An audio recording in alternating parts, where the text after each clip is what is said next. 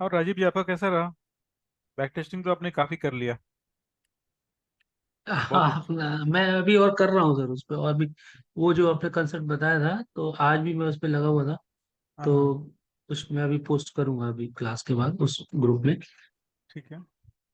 मतलब हाँ, चीजें समझ में आ रही। मेन चीज एक्चुअली क्या है, पिछली क्लास में जो आपने ट्रेंड बताया था और जो स्ट्रक्चर के बारे में बताया था, हम्म। कहीं ना कहीं मतलब मैंने पूछा नहीं, लेकिन मुझे भी खुद भी नहीं पता था, कुछ चीज मैं आइडेंटिफाई नहीं कर पा रहा था। बट उस पिछली इस क्लास, इस ग्रुप की क्लास के बाद वो ट्रेंड को समझने में बहुत थोड़ी हेल्प मिल गई।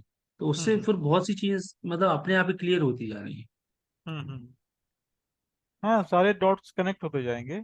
और एक्चुअल में हाँ है भी ऐसा है ना कि ट्रेडिंग तो पूरी की पूरी डिफरेंट डिफरेंट छोटे छोटे सिस्टम से मिलकर बनी है, तो अलग अलग काम करती है सिस्टम। और समझ एक बार समझ लिया तो फिर काम तो आसानी से आप कर पाएंगे। हाँ। अब जो जिसके बारे में अभी आप बात कर रहे थे, जिस कल जो ग्रुप में डाला था पिछले वाले में, तो हम्म। उसमें भी सर आज भी ट्रेड बन, मतलब कल भी ट्रेड बना है उसमें, डेली हाँ रेंज पर, जो हाँ हाँ मैंने हाँ। कल पोस्ट की थी। तो मतलब उसमें मुझे 5 ट्रेड मिले एक्चुअली। किस में? फॉर ये यूरो में? नहीं नहीं, कल जो मैंने ग्रुप में डाला था, अच्छा अच्छा अच्छा। एक पिछले मिनट वाले देख ग्रुप लेता हूँ, में। वापस से देख लेता हूँ मैं।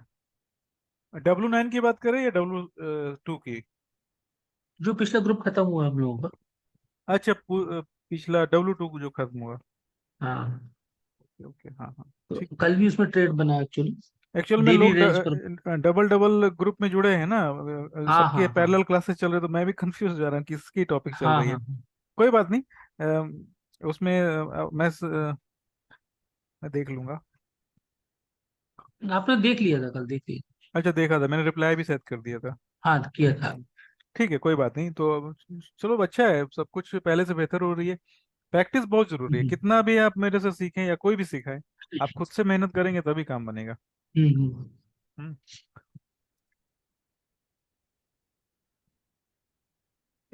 क्योंकि इसमें एक्चुअली जो मेन स्विंग, एक तो कंफ्यूजन कहाँ हो जाता है मेरे ख्याल से, मोस्टली लोगों को वही कंफ्यूजन होता होगा।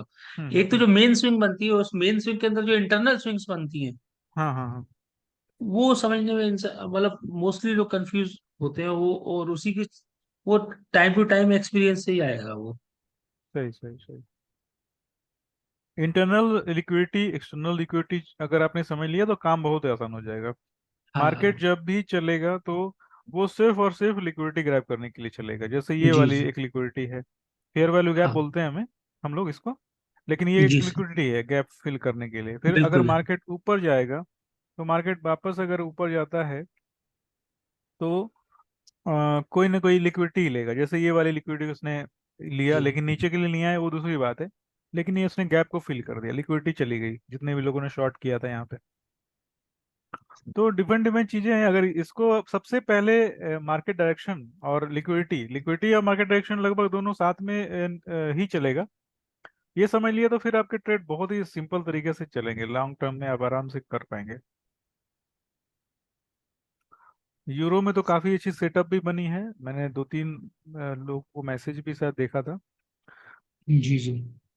अब मैं धीरे धीरे क्या करूंगा ना, जो लोग बहुत ज्यादा एक्टिव है ना, जो डेली बेसिस पे चार्ट शेयर करते हैं, उनकी अलग एक ग्रुप बना दूंगा मैं। ऐसे ग्रुप सब खत्म हो जाएगी ना उसके बाद, जी जी। तो वो रेगुलर बेसिस पे आप लोग नॉलेज शेयर कर सकते हैं, चार्ट शेयर कर सकते हैं। मैं भी अभी कोशिश कर रहा हूँ डेली बेस पे कम से कम एक एक एक एक हाँ, एनालिसिस का चार्ट डाल दूं, एक या भले दो वो चार्ट पिछला चार्ट डाल हो। दिया करेंगे ना, तो दूसरों को भी थोड़ा लगेगा कि मुझे भी डालना चाहिए, और इस वजह से थोड़ा जी। मार्केट ग्रुप में ये रहेगी। अभी ये वाली चार्ट के ऊपर देख लें थोड़ी देर के लिए। तो ये हम्म। हमारा है यूरो का। और मैं जिस सेटअप की बात कर रहा था वो है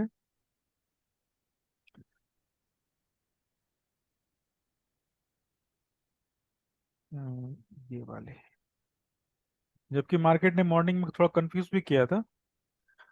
हम्म। एक ये वाली ये तो एक है ही पहले से।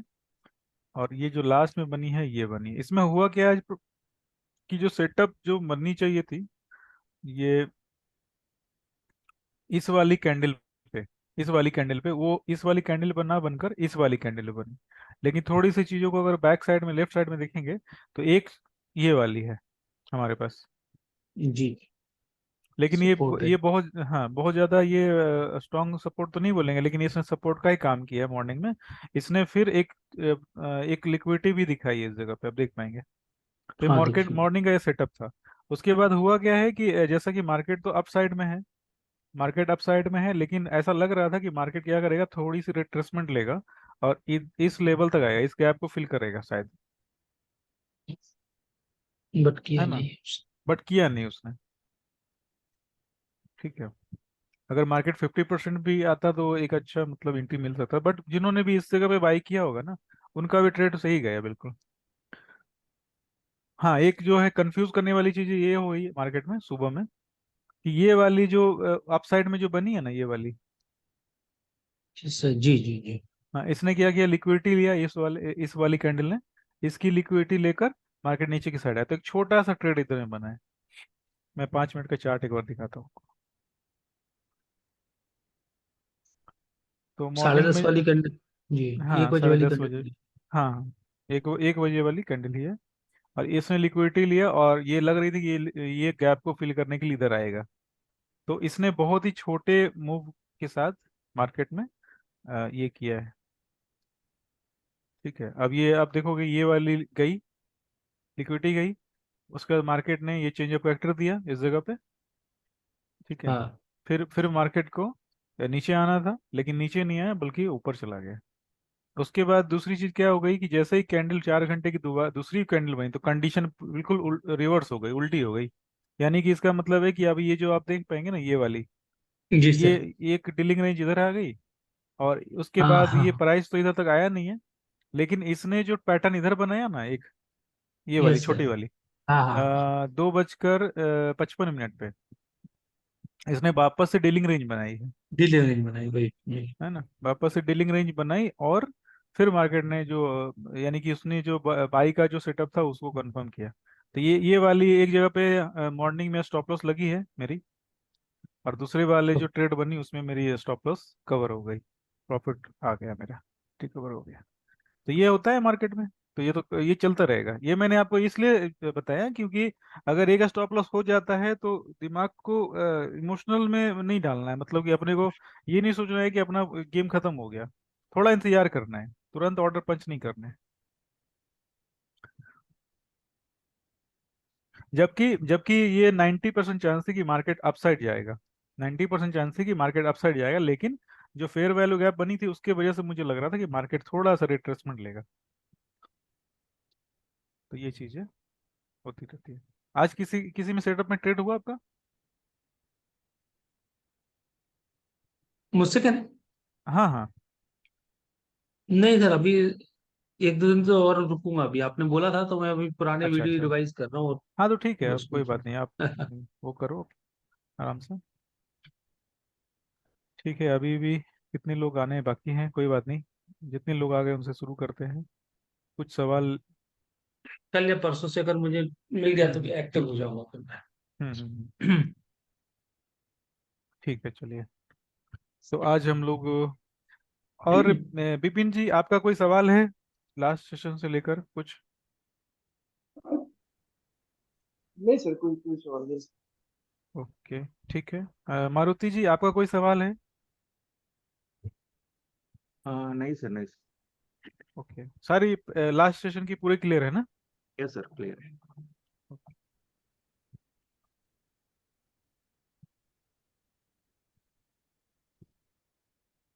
लास्ट सेशन में हमने देखा था 3 कैंडल स्विंग पैटर्न और market structure, BOS change of character, market structure. ठीक है। आज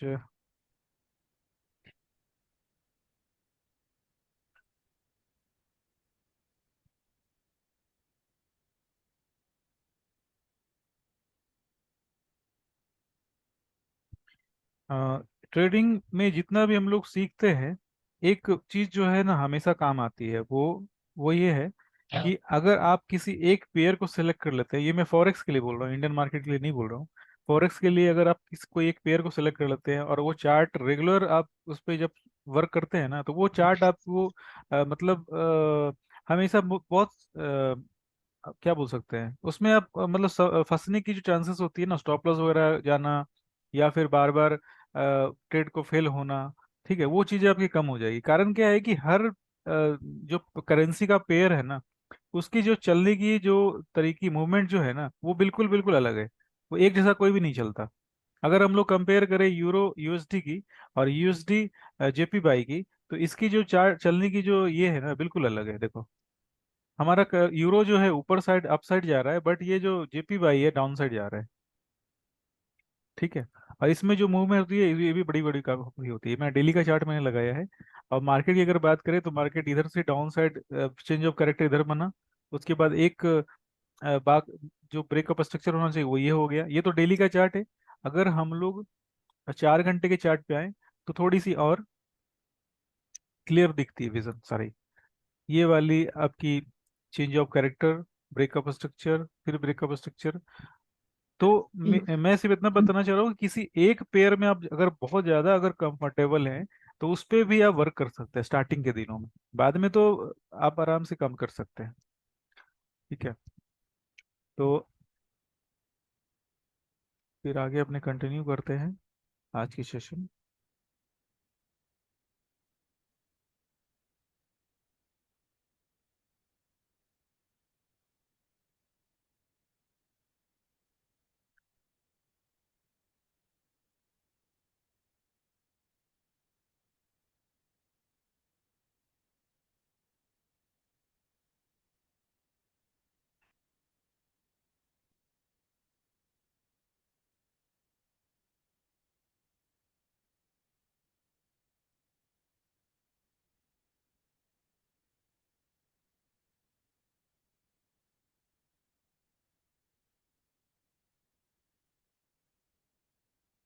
आज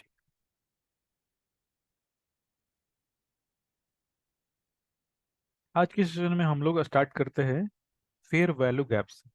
फेयर वैल्यू गैप जो है बिल्कुल इजी पैटर्न है, 3 कैंडल पैटर्न है।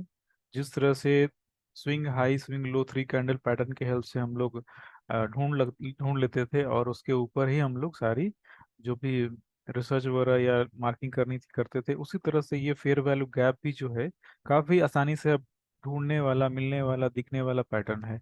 अब इसमें आपको करना क्या होता है, किसी भी समय किसी भी 3 कैंडल को, जैसे ये वाली कैंडल 6:30 वाली कैंडल, उसके बाद है 10:30 की कैंडल, ये 4 घंटे की सारी कैंडल्स है।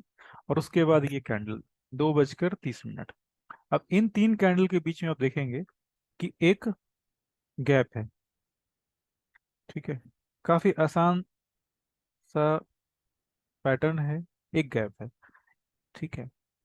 जो लोग इस गैप को पहले से जानते हैं, उनको ये पता है कि मार्केट क्या करता है, किसी भी प्राइस के गैप को फिल करने के लिए वापस से आता है। और ये ट्रेडिंग में अकेले का मतलब है कि आपको सिर्फ इसी पैटर्न के बेस पे ट्रेड नहीं लेना है, बल्कि और जो छोटे छोटे डिफरेंट डिफरेंट दूसरे कंपोनेंट्स हैं उनको ऐड करना है, उनको कंबाइन करना है। और सारी जो सेटअप एक साथ एक डायरेक्शन में अगर इंडिकेट करती है कि मार्केट डाउन साइड जा सकता है, तो उस डायरेक्शन में हम लोग को ट्रेड लेना है।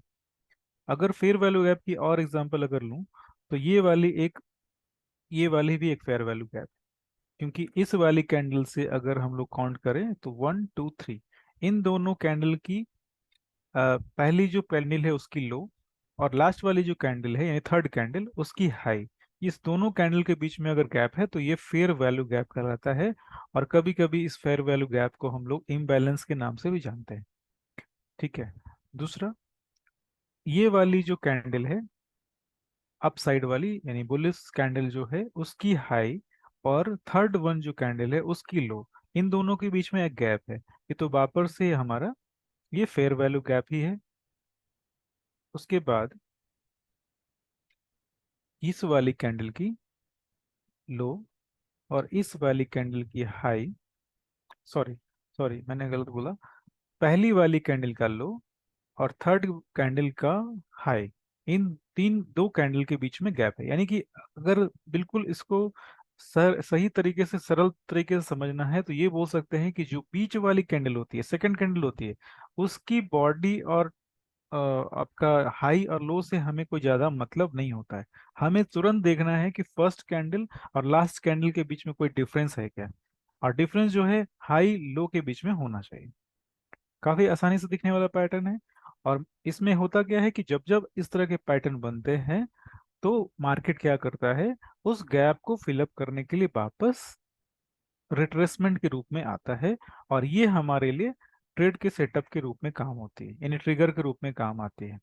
ठीक है, इसके बहुत सारे एग्जाम्पल हम लोग आने वाले सेशन में देखेंगे, क्योंकि ये बिल्कुल बेसिक हमारा बिल्डिंग ब्लॉक है, तो इसकी जो हमें जरूरत हमेशा पड़ने वाली है। इसके कुछ और एग्जाम्पल अगर देखा जाए तो ये कि ये वाली फेयर वैल्यू गैप है।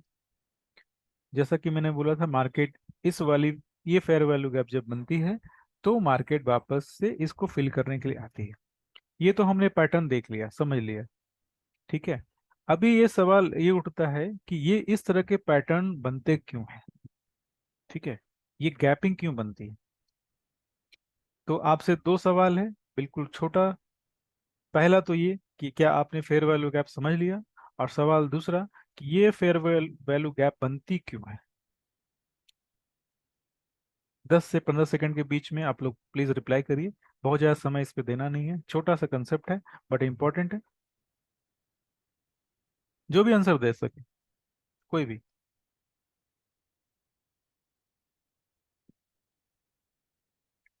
Sir, due to aggressive buyers and sellers. हाँ जी, ये जो गैपिंग बनती है, ये अगर मार्केट बहुत तेजी से किसी भी डायरेक्शन में मूव करती है तो ये गैपिंग बनती है। इसका सीधा सा मतलब ये है कि मार्केट ने जो बायर्स या सेलर्स के जो ऑर्डर थे उसको उसको पूरी तरह से फिल नहीं किया। ठीक है, फिल नहीं किया, और मार्केट जो है बहुत सारे ऑर्डर को छोड़कर आगे बढ़ गया। यानी कि अगर इधर की बात करें तो किसी ने बाइंग करने के लिए ऑर्डर को रखे होंगे, सेल करने के लिए रखे होंगे, तो सारे जो ऑर्डर है अनफिल्ड होकर ऊपर की तरफ मार्केट ने मूव दिखा दिया। वापस से मार्केट उन सारे गैप को, ऑर्डर को फिल करने के लिए वापस से आती है।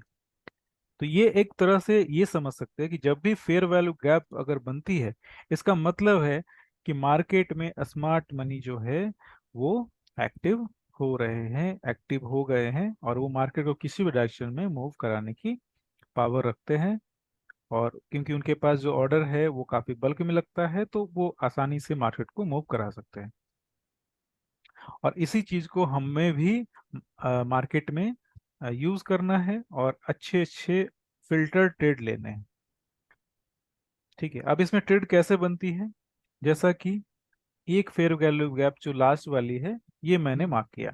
मार्केट ने 1 2 3 थ्री कैंडल क्लोजिंग करी। क्लोजिंग के बाद मार्केट ने इस वाली जो फोर्थ नंबर कैंडल है ये क्या करेगा, गैप को फिल करना चाहेगा, गैप को फिल करना चाहेगा। और ये पूरी की पूरी ये वाली गैप है, गैप को फुल फिल करना चाहेगा। अभी इसमें कोई फिक्स नहीं है कि मार्केट पूरी की पूरी गैप को फिल करेगा। मार्केट कभी कभी बॉटम को टच करके भी कंटिन्यू कर सकता है, कभी कभी मार्केट क्या कर सकता है, इस 50% को भी फिल करके बैक हो सकता है, और 2 महीने के बाद या 10 दिन के बाद या 2 हफ्ते के बाद या 2 दिनों के बाद वापस से आकर इस गैप को वापस से फिल कर सकता है और फिर नीचे आ सकता है। तो ये सब सारे चांसेस हैं, जब आप बैक टेस्टिंग करेंगे तो सारी चीजें आपको दिखेंगी। दूसरी है, एग्जाम्पल के रूप में अगर लूं तो आप ये वाले देखिए, इस ये भी हमारा बिल्कुल वैलिड फेयर वैल्यू गैप है। मार्केट ने बिल्कुल इस वाली कैंडल जो फोर्थ नंबर कैंडल है इससे नीचे के साइड मूव तो किया, बट आप ध्यान से देखेंगे तो मार्केट ने बॉटम को टच नहीं किया। ठीक है, बॉटम को टच नहीं किया, लेकिन मार्केट में एंट्री इधर भी बनी है, सेल इधर भी हुए हैं, और उसके कारण से मार्केट जो है काफी नीचे की साइड आया। ये 4 घंटे की कैंडल है, तो ये जो मूव है छोटी दिख रही है बट ये काफी बड़ी मूव है। ठीक है, उसके बाद मार्केट ने रिट्रेसमेंट लिया, फिर से जो अनफिल्ड गैप थी उसको फिलअप करने की कोशिश करी। लगभग इस बार इसने 50% के गैप को फिल किया, वापस से मार्केट नीचे की साइड आ गया। तो मैं अगर बताना चाहूँ कि कैसे ट्रेड लेना है, तो ये वाली अगर हमें फेयर वैल्यू गैप मिलती है और ये वाली इस तरह की फेयर वैल्यू गैप मिलती है, तो हमारी एंट्री ट्रिगर होगी और हम लोग आराम से छोटे टाइम फ्रेम में अभी हम लोग ने डिस्कशन किया नहीं है, आने वाले सेशन में मैं करूंगा। छोटे टाइम फ्रेम में हम लोग ऑर्डर पंच करेंगे और उस जब छोटे टाइम फ्रेम की बात आएगी तो वापस से हम लोग कुछ एक्स्ट्रा कंफर्मेशन उसमें ऐड करेंगे। ठीक है, तो अभी तक सब कुछ क्लियर? ओके, आप लोग चाहें तो चैट में भी रिप्लाई कर सकते हैं, थोड़ा फास्ट हो जाएगा।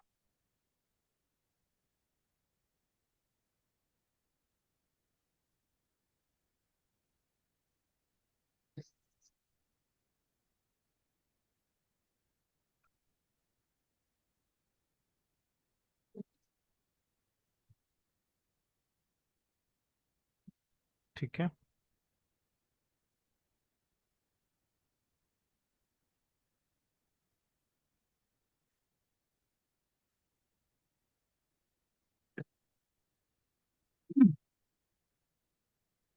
हाँ जी।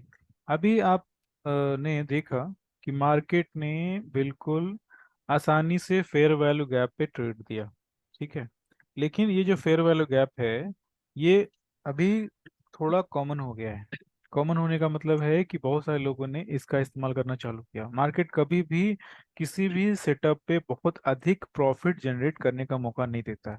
यानी कि टॉप जो 5% लोग हैं वो हमेशा मार्केट में प्रॉफिटेबल बने रहते हैं और बाकी के 95% है वो हमेशा लॉस करने की स्थिति में रहते हैं। ये ऐसा यूं होता है कि जो मार्केट का एल्गोरिथम है वो हमेशा लोगों को निगेटिव सोचने को मंजूर करता है। मार्केट में कभी भी आप पॉजिटिव सोचकर बहुत ज़्यादा अधिक पैसे कमा नहीं सकते। यानी मार्केट में आपको हमेशा डिफरेंट डिफरेंट सेटअप ऐसे दिखाए जाते हैं कि लगता है कि मार्केट बिल्कुल अब नीचे जाने वाला है, बट अचानक से मार्केट क्या करता है कि रिवर्स हो जाता है।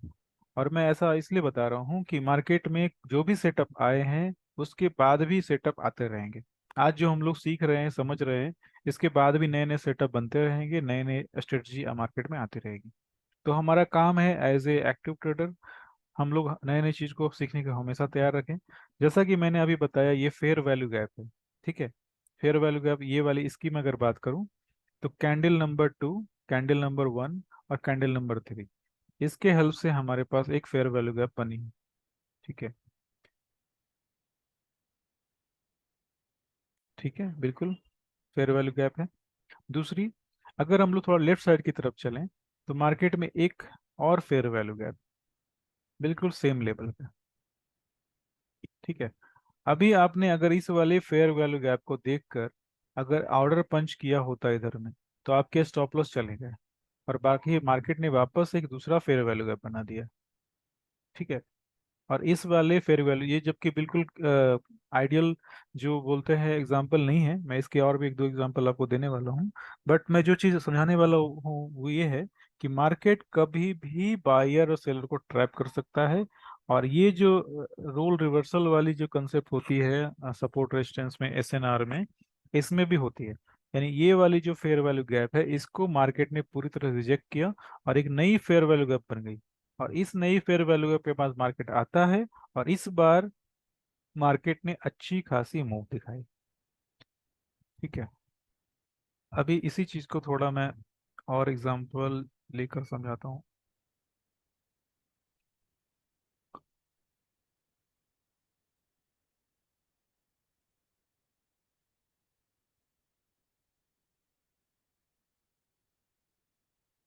हाँ जी, ये देखो, सबसे पहले एक बाई का फेयर वैल्यू गैप बना।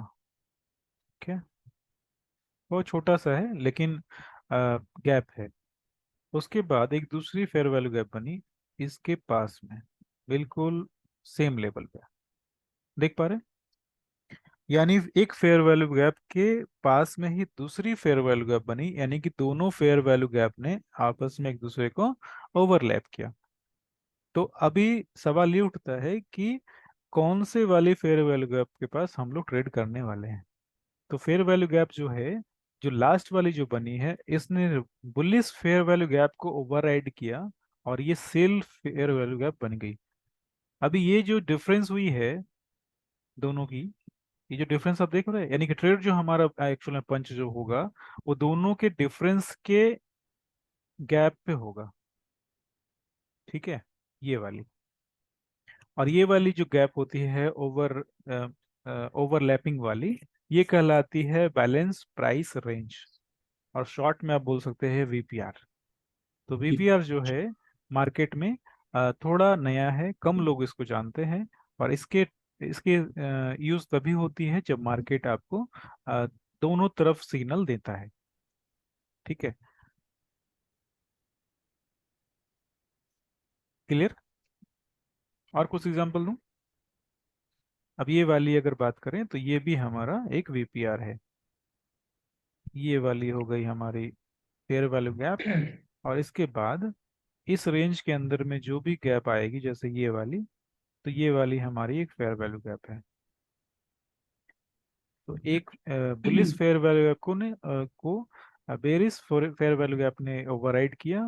ठीक है, रोल को रिवर्स कर दिया, और ये वाली जो कैंडल है ये आपके आगे के लिए वीपीआर के लिए काम करेगी, जबकि ये वीपीआर भी फेल हुआ है।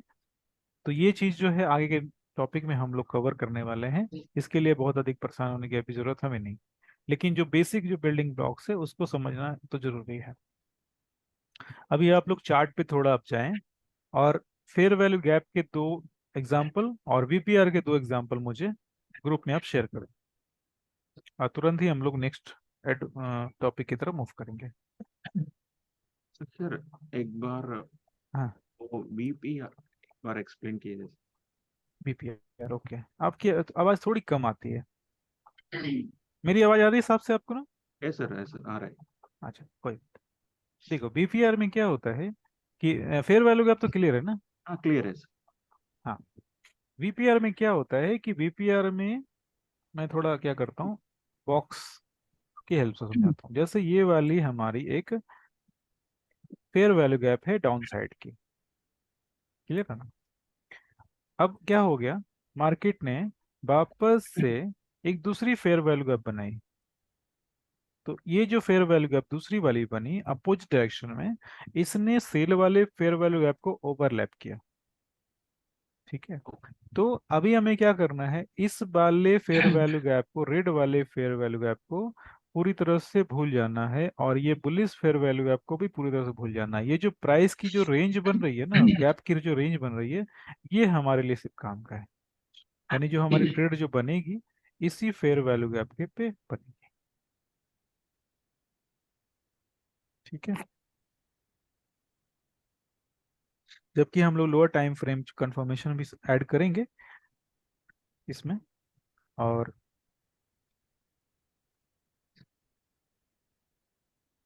जैसे ये वाली है, अभी ये मार्केट स्ट्रक्चर तो बता दिया है ना सबको? एक मिनट, ठीक है बता दें। है ना, मार्केट स्ट्रक्चर बता दिया है लास्ट सेशन में। हाँ जी, अगर मार्केट स्ट्रक्चर को थोड़ा सा कंबाइन करेंगे तो हमें यहाँ पे दिख रहा है कि मार्केट ने एक चेंज ऑफ कैरेक्टर बनाया है। ठीक है ना, चेंज ऑफ कैरेक्टर बनाया है, ब्रेकअप स्ट्रक्चर बोल सकते हैं, या जो भी हो, जो भी मार्केट कंडीशन हो उसके बेसिस पे इस चेंज ऑफ कैरेक्टर के बाद मार्केट ने एक फेयर वैल्यू गैप बनाई। इस फेयर वैल्यू गैप के बनने के बाद मार्केट ने वापस से एक दूसरी बुलिश फेयर वैल्यू बनाई, यानी मार्केट ने एक वीपीआर बनाया। ये वीपीआर इधर जाकर फेल हो जाता है, ये वीपीआर जो है इधर जाकर फेल हो जाता है, और ये फिर एक सेकंड वीपीआर बनाता है इधर। देख पा रहे हैं? बहुत छोटी सी रेंज है, और इस रेंज के आसपास प्राइस आती है, और ये जो मूव होती है बड़ी मूव मिलती है हमें, ये ट्रेडिंग का अच्छा मौका मिलता है। तो ये ऐसा क्यों हो पाया? वीपीआर तो दोनों साइड बने, जब तक मार्केट की डायरेक्शन क्लियर ना हो तब तक हर सेटअप फेल हो सकता है। बट अगर हमने मार्केट की डायरेक्शन पहले पता कर ली, जैसा कि ये इस वाले चेंज ऑफ कैरेक्टर के साथ अगर हमने पहले पता कर ली, तो हमने इसी डायरेक्शन में वीपीआर का इस्तेमाल किया, तो हमारी ट्रेड जो है सक्सेसफुल रही। ठीक है, तो पहला सवाल ये है कि क्या वीपीआर क्लियर हो गया? नो सर, नॉट नहीं हुआ? क्लियर। नहीं हुआ? नहीं सर, क्योंकि फेयरवेल गैप अच्छी तरीके से है, बट जिसको वीपीआर कहते हैं, जो दो फेयरवेल गैप्स अपोजिट साइड में बने तो अ, हाँ, जो दो नेक्स्ट वाला एक्टिव रहता है, वो उसको क्या बोलते हैं सर? नहीं नहीं दोनों दो फेयर वैल्यू गैप बन गए, ये तो क्लियर समझ में आ गया ना? हाँ यस सर। बट ये दोनों जो फेयर वैल्यू गैप की जो डिफरेंस है, ओवरलैपिंग है ना, ये ओके। वाली आप देख रहे, डार्क लाइन देख रहे, हाँ डार्क यस। बॉक्स।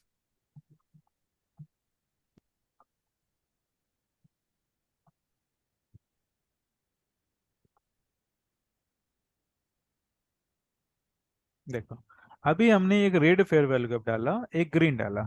अभी आप देखेंगे ना कि ये रेड वाली फेयर वैल्यू गैप के पास एक ग्रीन फेयर वैल्यू गैप भी बनी है। अभी हमारा कलर जो है ओवरलैप हो गया, अभी हमारा जो कलर है ग्रे हो गया, ठीक है ना। अभी ये जो ग्रे जो शेडेड एरिया है ना, ये वीपीआर है। ओके ओके ओके सर, अभी ठीक क्लियर है। है। तो अभी क्या करना है, जिस तरह से आप फेयर वैल्यू गैप पे ट्रेड करते हैं उसी तरह से ये वीपीआर पे ट्रेड करना है। लेकिन इसमें प्लस पॉइंट क्या है कि वो उससे ज्यादा स्ट्रांग सेटअप है, कंपेयर करें तो। ओके सही सर, है, ओके। सही है ना। गॉट हाँ जी। गॉट तो इट। हाँ जी, तो आप लोग प्लीज चार्ट शेयर करिए, दो दो एग्जांपल वीपीआर के और दो एग्जांपल फेयर वैल्यू गैप के, बस इजी है, बहुत सिंपल। उसके बाद नेक्स्ट टॉपिक की तरफ बढ़ते हैं।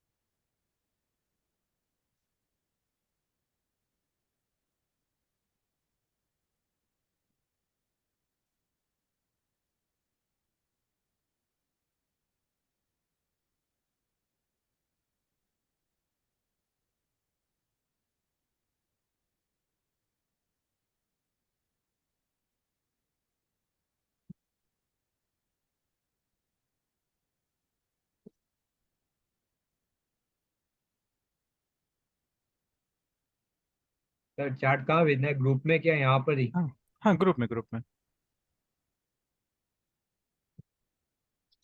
ग्रुप में चार्ट रहेगी तो आप कभी भी देख सकते हैं ना।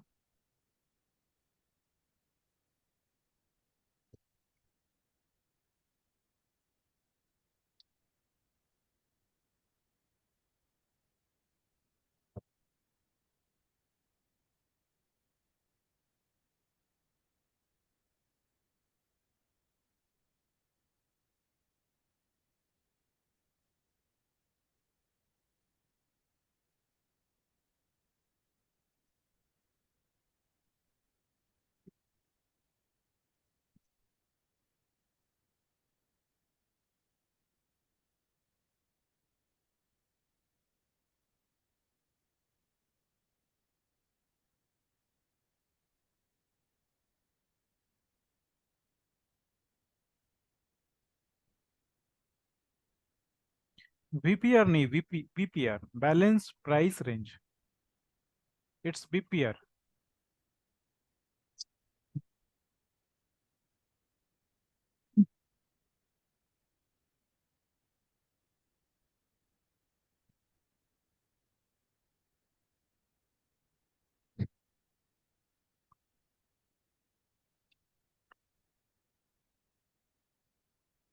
बिल्कुल सही।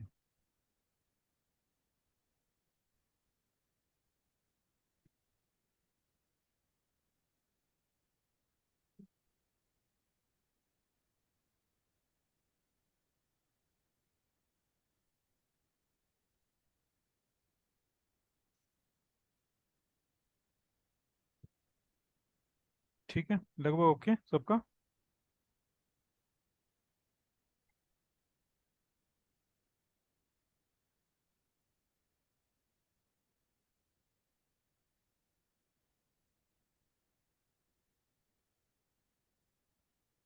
बीपीआर में जो सेकंड वाली जो फेयर वैल्यू गैप मिलेगी, हम्म। तो ट्रेड हमारा उसी डायरेक्शन में जाएगा ना, यही उसी मतलब डायरेक्शन हुआ। में, हाँ हाँ, उसी डायरेक्शन में जाएगा।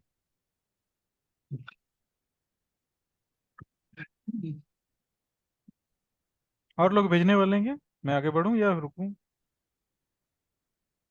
जो भी लास्ट वाली जो फेयरवेल गैप बनेगी, ओवरराइट जब होती है उस तो उस समय आपको ये बीपीआर जो है वो उसी डायरेक्शन में हम लोग काम करेंगे। आगे बढ़िए। है ना? ठीक है। तो अभी हम लोग नेक्स्ट टॉपिक की तरफ आते हैं। अभी हम लोग समझेंगे ऑर्डर ब्लॉक। ठीक है। कोई भी कंसेप्ट जो भी है, बीपीआर, फेयर वैल्यू गैप, जो भी है अकेले काम नहीं करेगा, उसके साथ उसे पूरे सिस्टम को ऐड करना है, ऐड ऑन करना है। अभी हमें जब भी मार्केट जो है मूव करती है किसी भी डायरेक्शन में, है ना, हम लोग हमेशा जिक्र करेंगे स्मार्ट मनी का, स्मार्ट मनी का, बड़े प्लेयर का, एफ आई डी आई जो भी है उनकी बातें ही हम लोग करेंगे वाले हैं। जो रिटेल ट्रेडर हैं वो तो सिर्फ फंसते हैं। अभी क्या होता है कि मार्केट जो है किसी भी डायरेक्शन में बड़ी मूव जब करता है, अभी आप देख रहे हैं मार्केट जो है ऊपर की साइड जा रहा है। अचानक से मार्केट को कोई किसी फोर्स ने डाउन साइड कर दिया, मार्केट को किसी फोर्स ने डाउन साइड की तरफ कर दिया। ठीक है। अभी काम की बात यह है कि 1 2 3, 4 घंटे की 3 कैंडल, 4 घंटे की 3 कैंडल, और उसके बाद मार्केट ने एक अपोजिट डायरेक्शन में मुंह दिखाया। तो जो लास्ट वाली जो ये कैंडल है ना, ये वाली बुलिस कैंडल, ये कैंडल ही वो कैंडल है जिसके बाद सेलर एक्टिव हुए, यानी कि मार्केट में सेलिंग जो है इस कैंडल के बाद स्टार्ट है। तो ये जो कैंडल है ये हमारे लिए ऑर्डर ब्लॉक का काम करेगा। ठीक है। ये जो कैंडल है ये हमारे लिए मार्केट में ऑर्डर ब्लॉक की तरह काम करेगा। ऑर्डर ब्लॉक का काम करेगा, और ऑर्डर ब्लॉक का सीधा सा मतलब ये है कि जब बल्क में ऑर्डर पंच होते हैं तो इसी प्राइस लेवल पे बड़े ऑर्डर पे पंच हुए। अभी होता क्या है, ये काम कैसे करता है कि मार्केट जब भी इस लेवल के पास वापस से जाएगा तो दूसरे जो सेलर हैं, दूसरे जो प्लेयर हैं, है ना, वो वापस से सेलिंग करने के लिए सोचेंगे, और ये हमारे लिए एक अच्छा ट्रिगर साबित होगा। हायर टाइम फ्रेम से जब ईपीआर हम सॉरी ऑर्डर ब्लॉक देखते हैं, उसके बाद हम लोग लोअर टाइम फ्रेम में जाकर वापस से ट्रेड की कंफर्मेशन लेंगे। तो ये एक ऑर्डर ब्लॉक है। और अगर दूसरी ऑर्डर ब्लॉक की बात करें तो ये भी हमारे लिए एक ऑर्डर ब्लॉक के और भी बहुत ही फिल्टर्ड चीजें आने वाले सेशन में समझने वाले हैं। अभी बेसिक चीजों पे बात हो रही है। तो ये एक दूसरा एक ऑर्डर ब्लॉक है, ये भी एक ऑर्डर ब्लॉक है। उसके बाद अगर बाई साइड की बात करें, ऑर्डर ब्लॉक का अगर सीधा सा मतलब देखें तो मार्केट को वो रिवर्स करने की क्षमता रखता है, और उसके बाद सेम चीज पे हम लोग को वापस से जब ट्रेड मिलता है सेम लेवल पे वापस से जब ट्रेड सेटअप मिलता है तो हम लोग फिर ट्रेड की प्लानिंग करेंगे। अभी आप देखो, ये वाली जो है ये ऑर्डर ब्लॉक है एक। ठीक है। ये वाली जो है एक ऑर्डर ब्लॉक है। और इस ऑर्डर ब्लॉक के पास मार्केट आई और इसने एक एंट्री करने का मौका दिया था, जबकि इसमें और भी कुछ हुआ है। इसमें एक एलजी भी हुई है। एलजी बता चुका हूं मैं, 1 मिनट में देख लेता हूँ। जी सर। एलजी क्लियर कर दिया ना। W1 candle stick, FBG sessions. Okay, LG clear नहीं हुई है क्या अभी? कोई बात नहीं, एलजी पे भी बात कर लेंगे। अभी आप देख पा रहे हैं कि मार्केट ने इस वाले candle, red candle, market down side आ रहा था और इस कैंडल के बाद मार्केट अप साइड हो गया। मार्केट ने वापस से नीचे के साइड पुल बैक लिया और मार्केट ने उस पुल बैक के बाद जब एंट्री जो भी बनी है, जबकि यहाँ इधर में एलजी हुई है, स्टॉप लॉस हुई है ना, लेकिन हमारा जो सेटअप है वो बिल्कुल वैलिड है। ये हमारा ट्रिगर बता रहा है कि मार्केट में एंट्री बनती है। उसके बाद मार्केट ने कितनी बड़ी मूव दी आप देख सकते हो। ठीक है, और हर सेटअप के फेल होने के चांसेस भी रहते हैं, इसीलिए हम लोग बोलते हैं 100% कुछ भी नहीं होता। मार्केट कभी भी किसी भी सेटअप को फेल कर सकता है। अभी अब देखो कि मैंने बाई का जो ऑर्डर ब्लॉक था उसको मैंने मार्क किया, दूसरे डायरेक्शन में मैंने सेल का जो ऑर्डर ब्लॉक था उसको मार्क किया। तो मार्केट तो इस वाले लेवल के से नीचे आना चाहिए था, और ना मार्केट थोड़ी देर के लिए नीचे आया, क्योंकि जबकि ये 4 घंटे की चार्ट है। 4 घंटे की चार्ट है, अगर मार्केट ने इस वाले लेवल पे रिजेक्शन लिया है, उसके बाद मार्केट ने एक एक कैंडल, पहली कैंडल तो इसने ही रिजेक्ट हुआ, जो कि अगर किसी ने सेल किया होता छोटे टाइम फ्रेम पे तो वो प्रॉफिट में रहता। दूसरी कैंडल, तीसरी कैंडल तक मार्केट ने थोड़ी मूव दिखाई। तो ये ट्रेड बिल्कुल फेल नहीं बोलेंगे, लेकिन मार्केट ने बहुत बड़ी जो है मूव नहीं दिखी, डाउन साइड की तरफ नहीं दी। इसका कारण ये भी हो सकता है कि मार्केट में पहले से ही बुलिश पैटर्न बन रहा था। देख पा रहे, ये सारे जो मार्केट के स्ट्रक्चर है वो हमारा अपसाइड की तरफ चल रहा है। यानी कि पहला तो चेंज ऑफ करेक्टर हो गया, दूसरा ब्रेकअप स्ट्रक्चर हो गया, और इस वजह से मार्केट जो है पूरी तरह से निगेटिव नहीं हुआ, बल्कि थोड़ा और ऊपर ही जाता गया। लेकिन हमारा जो ऑर्डर ब्लॉक था इसने थोड़े छोटे मोटे ट्रेड दिए है इस तरह से। एक और एग्जांपल देख लेते हैं। कुछ एग्जांपल जो है मैं स्किप भी करता हूँ, क्योंकि स्टार्टिंग में मैं अगर फेलवर की ज़्यादा दिखाऊंगा तो फिर वो चीज़ें पहले ही निगेटिव हो जाएगी, इसलिए मैं कुछ कुछ एग्जांपल को स्किप भी कर रहा हूँ। हाँ जी, एक बहुत अच्छा एग्जांपल मुझे मिला है इस जगह पे। देखो, ये जो है मार्केट अपसाइड की तरफ जा रहा है, मार्केट ने इस वाली कैंडल से डाउन साइड मूव दिखाना चालू किया, ये हमारा एक वैलिड ऑर्डर ब्लॉक है। अभी अब देखो मार्केट डाउन साइड आता है, इसी ऑर्डर ब्लॉक के पास जाता है, वापस से हमें एक बहुत अच्छा मूव देखने को मिलता है। ये बिल्कुल परफेक्ट एग्जाम्पल है जिसमें ऑर्डर ब्लॉक ने काम किया है। जैसा कि मैं हमेशा बोलता हूँ कि हर सेटअप का एक एडवांस भी आता है। तो जैसे जैसे सेशन आगे बढ़ेगी मैं एडवांस चीज़ें ऐड करता जाऊंगा, और हर चीज़ों को आप नोट करिए। और क्योंकि बेसिक चीज़ें क्लियर होना जरूरी है, जब तक आप सी नहीं समझेंगे शीश आप नहीं समझ पाएंगे, यानी कि बेसिक चीज़ें क्लियर होनी जरूरी है। तो आप लोग ऑर्डर ब्लॉक के दो दो एग्जाम्पल मुझे चार्ट में शेयर करिए, और जितनी जल्दी शेयर करेंगे उतना अच्छा रहेगा। एक दो कंसेप्ट में और कवर कर देता हूँ।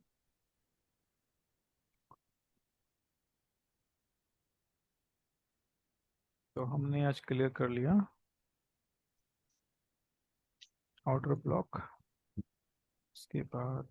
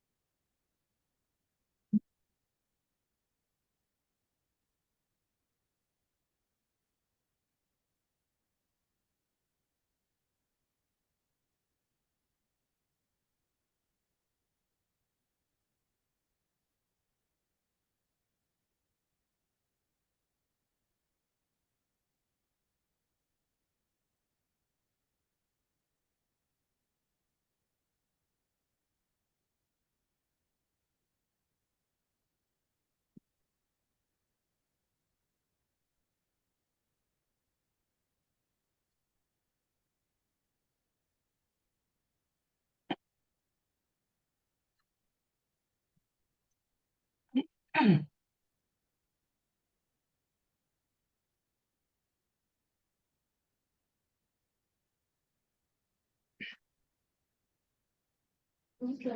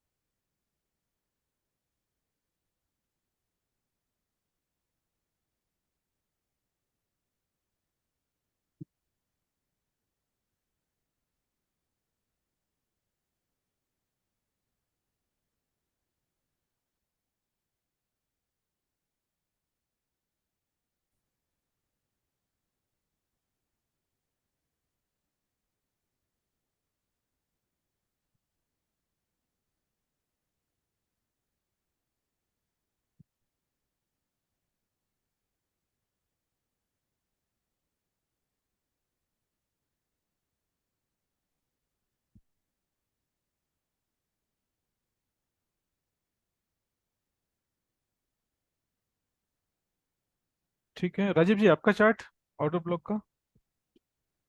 जी सर, मैं सारा भेज रहा हूँ, 3 4 चार्ट भेज रहा हूँ। हाँ, थोड़ा फास्ट करना होगा क्योंकि पहले ही 10-15 मिनट लेट से हम लोग स्टार्ट किया है, तो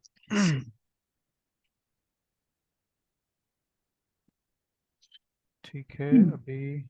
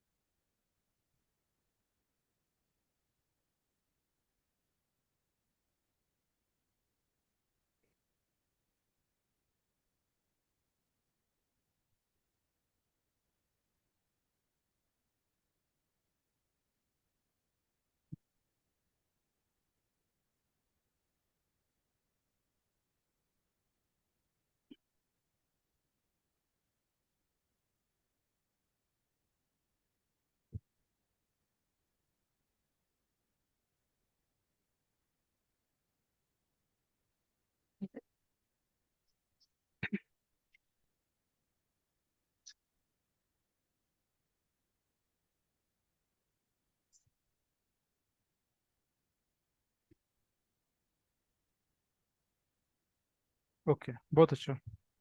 ठीक है, 4 घंटे, सारे चार्ट 4 घंटे के ना। जी सर। ठीक है, क्लियर। अभी ऑर्डर ब्लॉक सही है, ये ऑर्डर ब्लॉक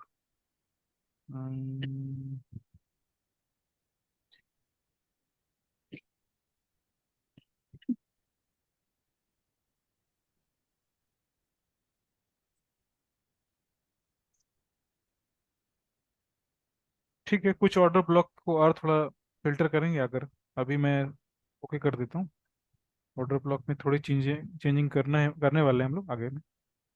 ठीक है, जो लास्ट वाला जो आपने टॉप पे ऑर्डर ब्लॉक डाला है ना, उसमें छोटी सी मॉडिफिकेशन अभी भी होगी, तो मैं अभी फिलहाल उसको स्किप कर देता हूँ। अभी हम लोग आगे मेरे बढ़ते वाले हैं। चार्ट में बोल रहे हाँ जी, हाँ जी। आपने टॉप वाले पे डाला है ना, उसमें ऑर्डर ब्लॉक जो है थोड़ा सा मिक्स हो गया है। हैं? हाँ। तो आने अच्छा वाले अच्छा। जो एसएनआर पे हम लोग बात करेंगे ना, तो उसको हम लोग फिल्टर कर लेंगे। ठीक है, अभी उसको ऐसा ही छोड़ ओके। देते हैं। अभी हम लोग जो आगे हाँ जो ठीक है सर, नेक्स्ट समझ जो गया सर। हाँ, जो नेक्स्ट कंसेप्ट जो हम लोग समझने वाले हैं वो है लिक्विडिटी। लिक्विडिटी यानी stop loss Hunt. Stop loss Hunt जो है वो हर मार्केट में, इंडियन मार्केट में हो या फॉरेन मार्केट में हो, गोल्ड या सिल्वर, जो भी मार्केट में आप काम करते हैं उसमें सारे में स्टॉप लॉस हंट होती है।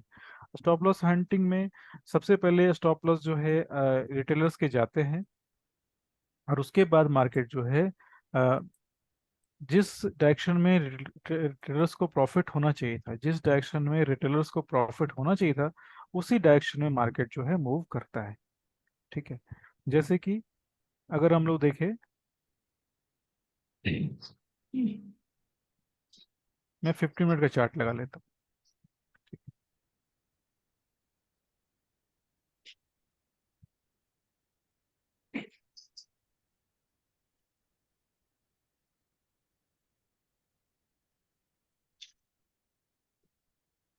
अभी आप देखो कि मार्केट ने स्टॉप लॉस जब भी हंट होता है, जब भी ग्रैब होता है, तो वो किसी ना किसी ऐसे लेवल पे होता है जहां पे बायर, आप देखो इधर में लेफ्ट साइड में अगर आप देखेंगे तो मार्केट एक फेयर वैल्यू गैप बनाई है इसने। ठीक है, फेयर वैल्यू गैप बनाई है, और एक चेंज ऑफ कैरेक्टर भी आपको दिख रहा होगा। और ये छोटा टाइम फ्रेम मैंने थोड़ा इसलिए सिलेक्ट किया है क्योंकि इसमें मुझे चार्ट जो है, डेटा जो है बहुत अधिक मिलेगी, तो जो बातें करनी है, डिस्कशन करनी है, वो मैं आसानी से कर पाऊंगा। तो इस कारण से मैंने छोटे टाइम फ्रेम को लिया है। आपको जो फेयर वैल्यू गैप या जो भी स्टार्टिंग करना है वो बड़े टाइम फ्रेम पे से करना है। अभी मुझे चेंज ऑफ कैरेक्टर मिला, साथ में मुझे मिला है ये ऑर्डर ब्लॉक भी है इधर में, देख पा रहे, एक ऑर्डर ब्लॉक है, एक ऑर्डर यस ब्लॉक है, सर। और उसके बाद एक फेयर वैल्यू गैप दिख रही है। अब ये तीन चीजें हैं, तीन चीजें ये बता रही है मार्केट में कि ये बाई का जोन है, यानी कि यहाँ पे इधर में इस लेवल पे, इस प्राइस में रिटेलर्स या जो भी हैं स्मार्ट मनी, वो सारे लोग जो है एक्टिव हो जाएंगे और सेल करने, सॉरी बाई करने की सोचेंगे। अभी जैसे ये मार्केट जो है इस फेयर वैल्यू गैप के पास आती है, देखो इधर में ऑर्डर पंच हुए हैं, देख पा रहे, ऑर्डर पंच हुए। अब ऑर्डर जो पंच हुए हैं, अब ये ऑर्डर पंच होने के बाद स्टॉप लॉस कहाँ लगेगा इनका? ऑर्डर जो पंच हुए हैं उनका स्टॉप लॉस कहाँ लगेगा? इधर में लगेगा या इधर में इस लो लगेगा। के नीचे। ठीक जी। है, अभी क्या हो गया कि मार्केट में जिन्होंने जिन्होंने भी इधर में बाइंग किया था वो तो प्रॉफिट लेकर निकल गए, लेकिन उसके बाद में जो लोग आए और उन्होंने देखा कि मार्केट तो स्ट्रांग बन रहा है, और उसके बाद इस लेवल के पास आकर, इस लेवल के पास आकर, क्योंकि ये भी एक ऑर्डर ब्लॉक है, देख पाए, ये भी एक ऑर्डर ब्लॉक है। मार्केट ने ये डाउन साइड मूव आ रही थी ना, उसके बाद मार्केट रिवर्स हो गई।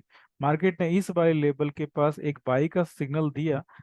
अभी क्या हो रहा है कि स्मार्ट मनी जो है उन्होंने इस वाले लेवल को ग्रैब कर लिया, यानी इसके स्टॉप लॉस को ग्रैब कर लिया।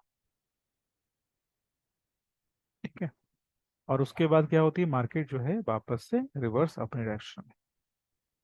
और ये जो है इसके बहुत एडवांस सेटअप हम लोग आने वाले सेशन में समझने वाले। ये तो बहुत ही बेसिक चीज मैंने सिर्फ बताने के लिए किया कि मार्केट जो है स्टॉप लॉस लेता है, और स्टॉप लॉस लेता है और उसके बाद ऊपर जाता है।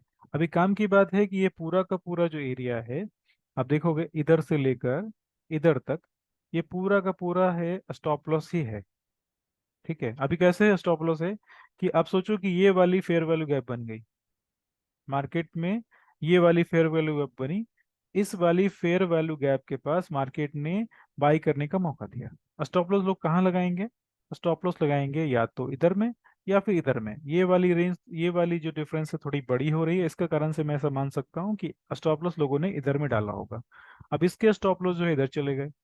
अभी मार्केट ने जो जिन्होंने इधर में बाई किया होता इधर में, उनके स्टॉप लॉस भी गए, इनके स्टॉप लॉस भी गए और इनके स्टॉप लॉस गए, यानी कि पूरा का पूरा जो मार्केट है ये अनफिल्ड ऑर्डर्स जो है, सारी की सारी लिक्विडिटी है, वो सारी लिक्विडिटी को मार्केट ने इस जगह पे क्लिक कर दिया।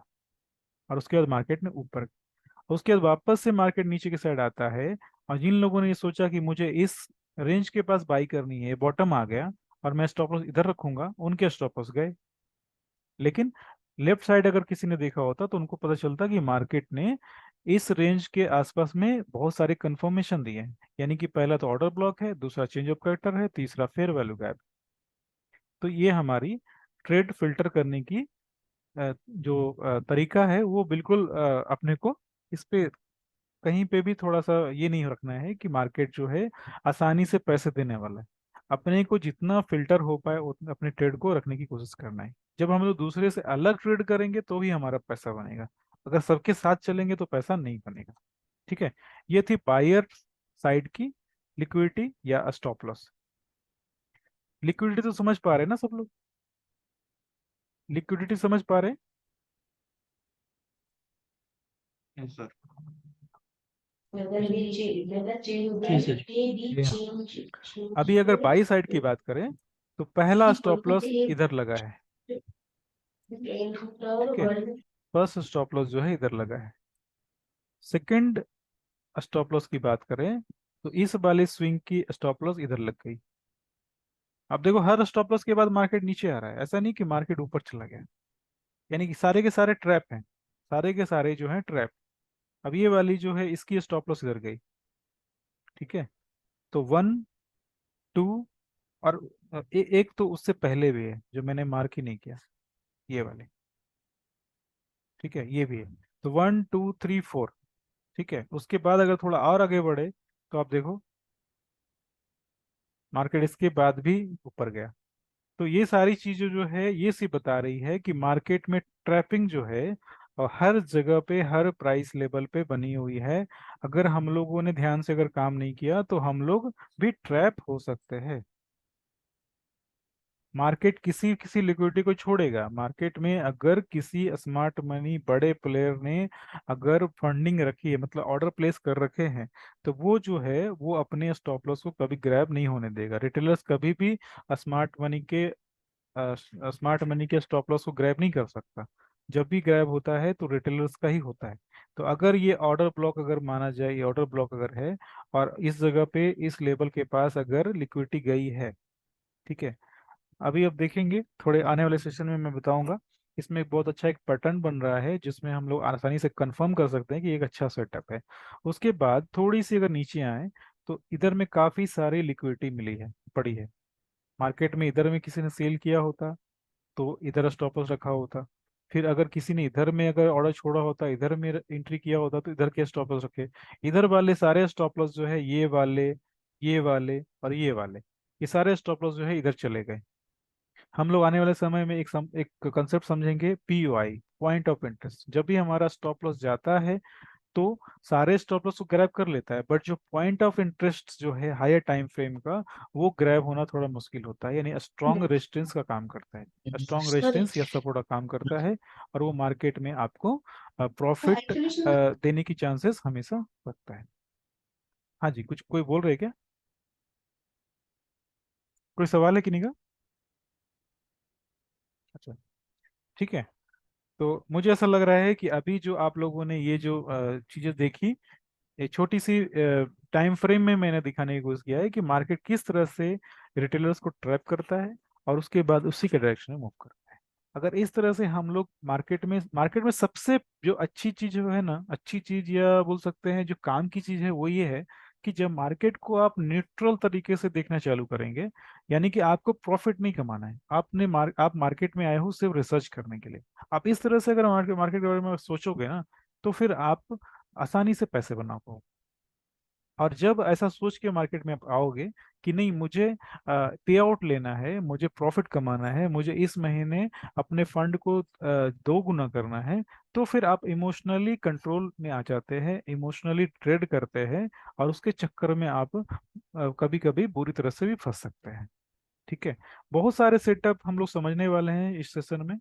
और ये जो W2 वर्कशॉप है, काफ़ी फिल्टर्ड कंटेंट मैंने रखे हैं इसके अंदर में। जो चीज़ें काम करती है वो आपको बताऊंगा मैं। और जो फालतू की चीज़ें हैं उसको मैंने काफ़ी हटा दिया है, बहुत सारी चीज़ों को मैंने रिमूव कर दिया है। तो आप लोग को लास्ट में अभी एक छोटा सा वर्क है, आपको कुछ लिक्विडिटी मार्क करनी है, स्टॉप लॉस मार्क करने हैं चार्ट पे। 2 से 3 चार्ट आप तुरंत में मुझे शेयर कर सकते हैं अभी। और उसके बाद आप लोग के कुछ सवाल अगर हैं तो सवालों को मैं लूंगा।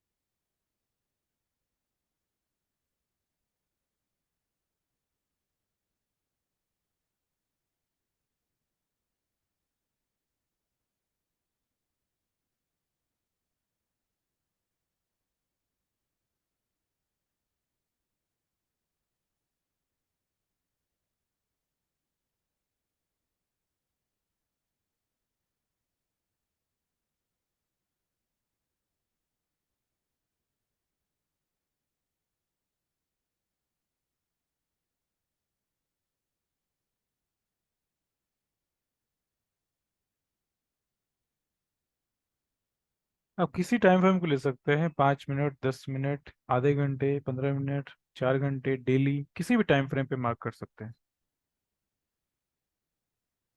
आपको रिटेलर्स के जैसा सोचना पड़ेगा कि आपने अगर बाइक का ऑर्डर प्लेस किया होता है तो अपने स्टॉप लॉस कहाँ रखे होते। ठीक है। अगर आपने सेल का ऑर्डर प्लेस किया होता तो आपने स्टॉप लॉस कहाँ रखे होते, इस तरह से आपको सोचना है।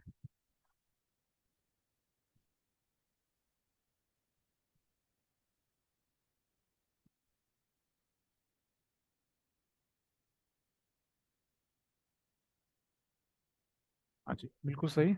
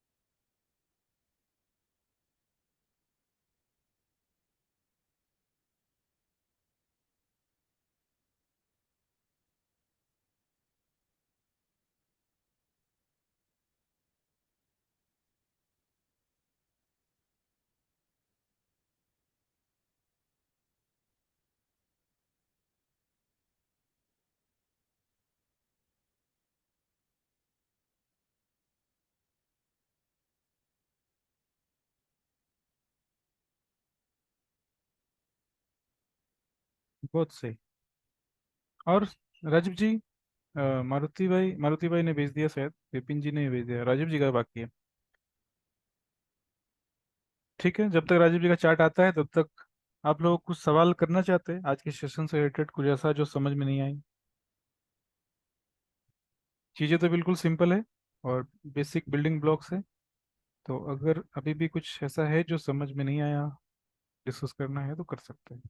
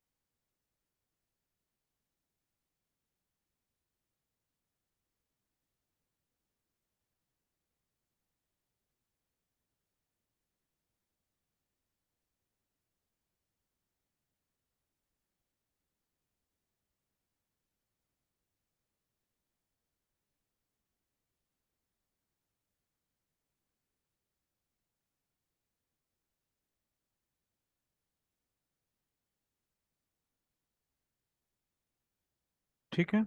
तो इस चार्ट के बाद, इन सब सेटअप के बाद एक चीज़ तो क्लियर समझ में आ रही है कि मार्केट में जो है आसानी से ट्रेड भी मिलते हैं और आसानी से पैसे भी कमा सकते हैं।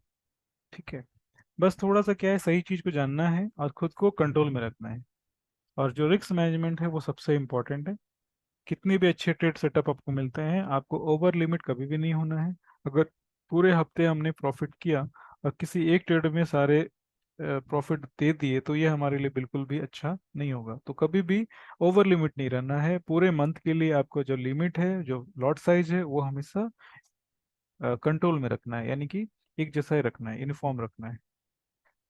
तो आज से जुड़ा हुआ सेशन, आज के सेशन से जुड़ा हुआ कोई सवाल है आप लोगों का?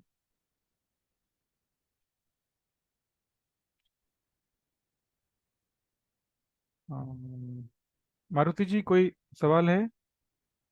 तो सर क्लियर है सर।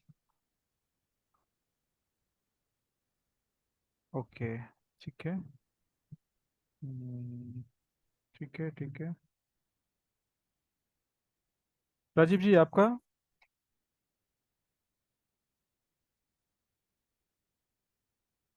गणेश भाई, आपका सब ओके?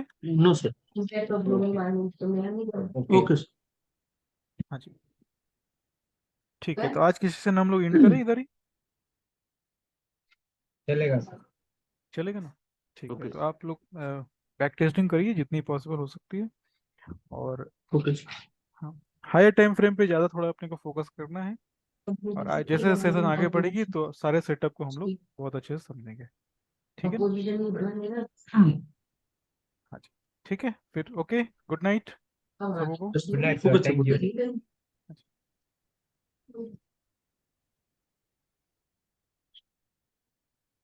जी।